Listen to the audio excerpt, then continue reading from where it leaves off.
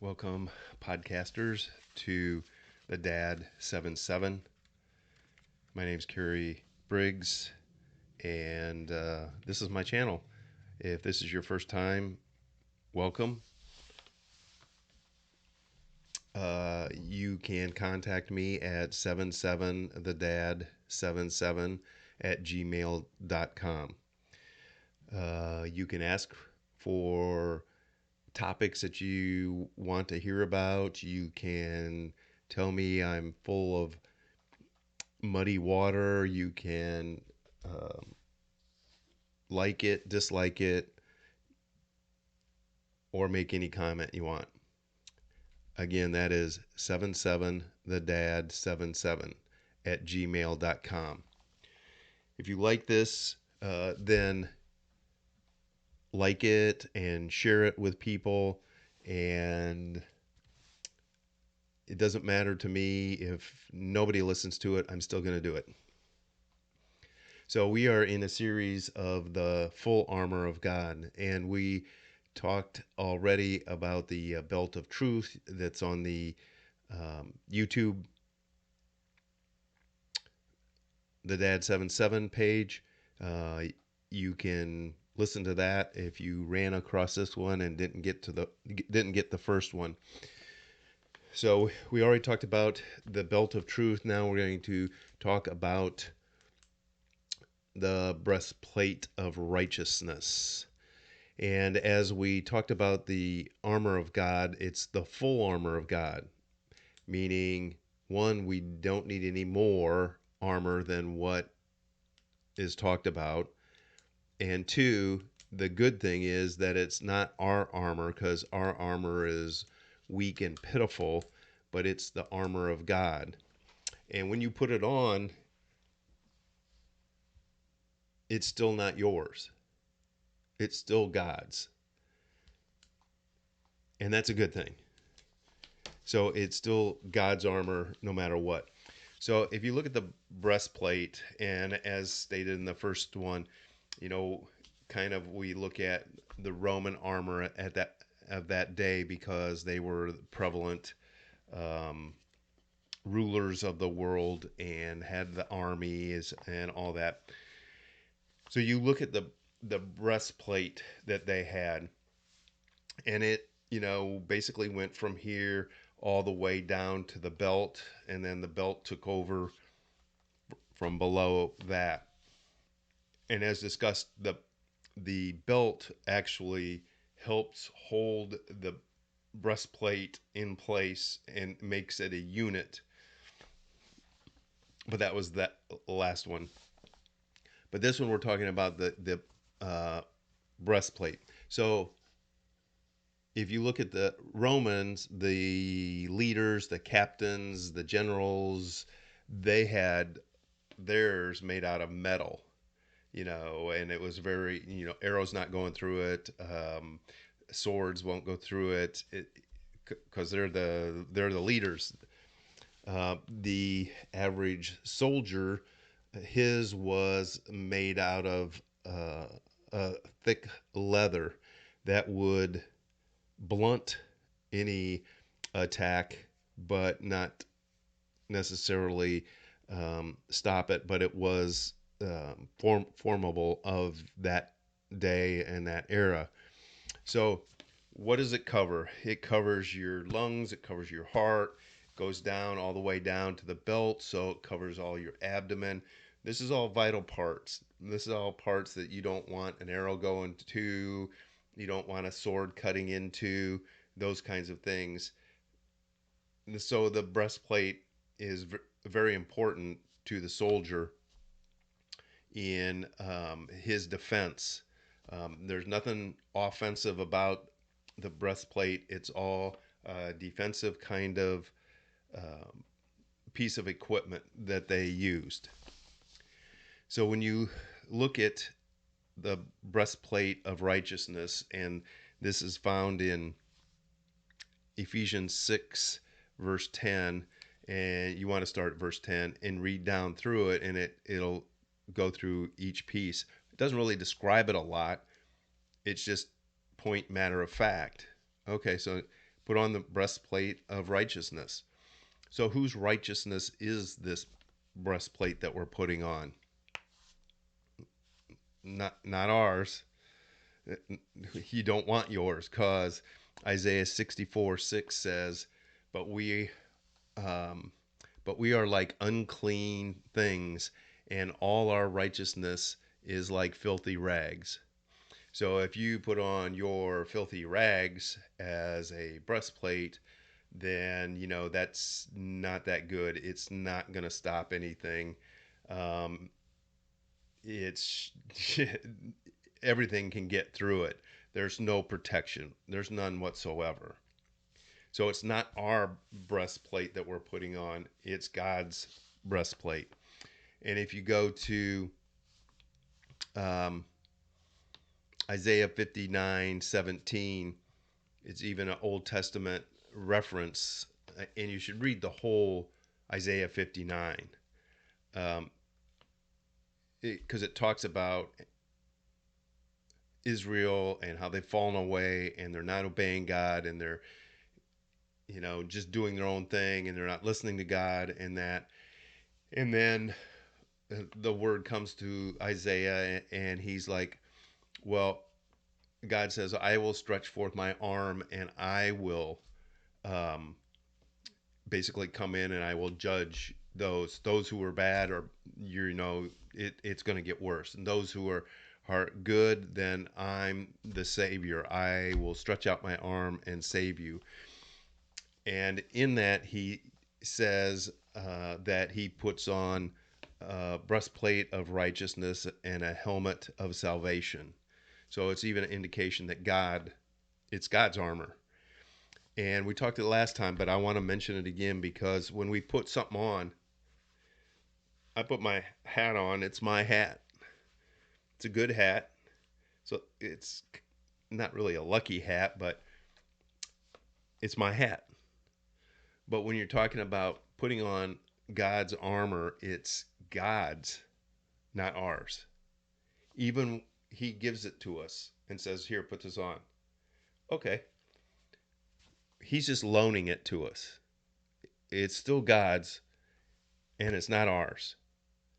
And that's a good thing, because we already talked about ours are filthy rags. So if you take that breastplate from God, and then you decide, well, this is mine, and it's going to eventually get to filthy rags, because it's not God's. You've switched God's armor for your righteousness. Don't do that. Um, so when I was studying this, I looked at some things, and I was like, well, what's the definition of righteousness? It's the quality of being morally right and justifiable. The quality of being morally right or morally righteous and justifiable. So when you look at that, you look at the word quality. Well, if you look at it in human context, let's say I have a friend, and my friend, he owns his own um, metal shop, and he makes shiny things out of metal. And he will have people contact him and say, hey, we need this made, and we need a bunch of them. So you start out and you make one, and you get it right, and you measure it, and you decide it's right and it's accurate and it's the way it should be. Then you start manufacturing them and making them, and you compare all the others to the one that you made that is right. And you compare them because you want them all to be right. And that's kind of the thing that we do as humans, is we use the one that's right as the example of excellence of something else. They're coming down the chute here, and you're comparing them to make sure that they are right and that they are correct. But when you look at breastplate of righteousness, and it's being God's righteousness, the interesting thing is God is righteousness. That's part of who he is. He is righteous. It's part of him, just like justice, love, holiness, omnipresent, omniscience, omnipotent, saving.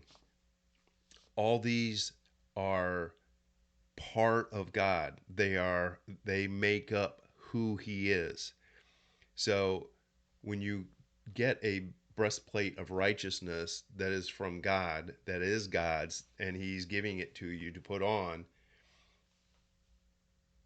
it's part of him.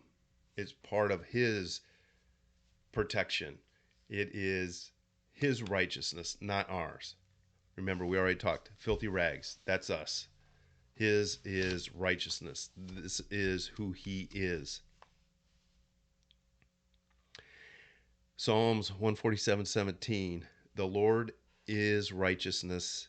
The Lord is righteous in all his ways and kind in all his works. The Lord is righteous. That's him. He is righteous.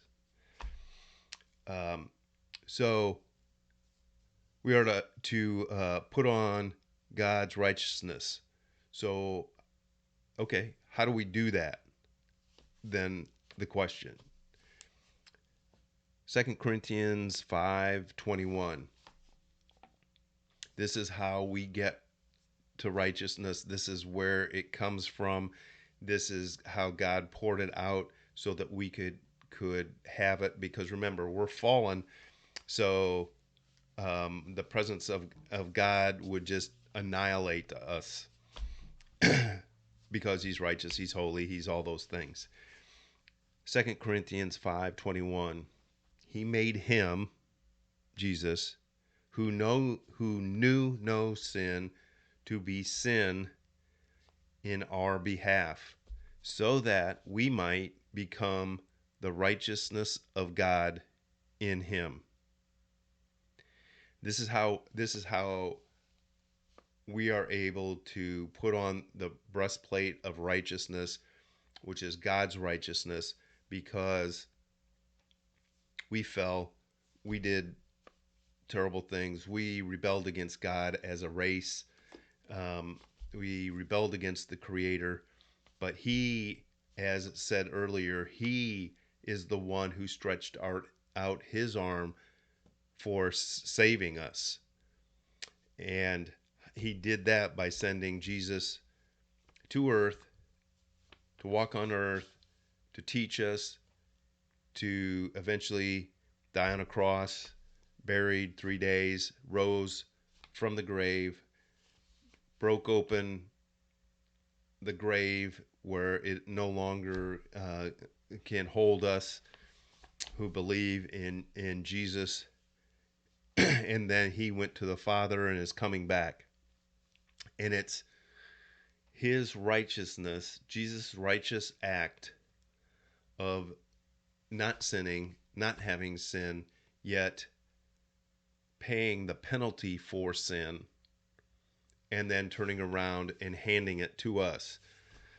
That's how we're able to put on the breastplate of righteousness.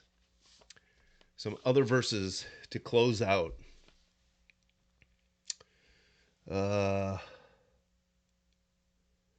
Job 37:23. The Almighty, we cannot find him. He is exalted in power, and he will not violate his justice or abandon his righteousness. Psalms 5:8. Lord, lead me in your righteousness because of my enemies. David talking. Psalms 33:5. He loves righteousness. He meaning God. He loves righteousness. Psalms 89:14. Righteousness and justice are the foundations of your throne. Even David, who had, unbelievable um, relationship with God, he was not perfect. I mean, you can read it. You can read about his life. He was not perfect, yet he knew who God was, and he realized that righteousness and justice are the foundations of God's own throne. Psalms 111, 3 and 9. His righteousness will endure forever. Psalms 119:42. Your righteousness is an everlasting righteousness, and your law of truth is everlasting. And then the example that Isaiah even told us, that God, you know, put righteousness on like a breastplate and salvation on as a helmet, and then turns around because of Jesus and says, you can put on my righteousness as a breastplate to protects the heart, it protects the lungs, it protects the um, heartfelt things that, when you think of humanness, how we work and how your heart gets pulled this way or that way or whatever. Righteousness of God in the breastplate can corral all that in and hold it so that we don't do our own thing and go this way or that way, but we have righteousness and we look for God's righteousness to lead us and guide us. So put on the breastplate of righteousness. Righteousness also, just kind of a side note, is mentioned over 500 times in the Bible. So it's a pretty important thing, and it's part of God, and we need to put it on to protect our heart, protect our lungs, and the important things of our life, and make sure that you put God's on and not your own on, because it's much better. All right, so this is number 2, breastplate of righteousness. Next is going to be the shoes of the preparation of the gospel of peace. Look for it. If you like this channel, like it, share it, and I'll see you next time.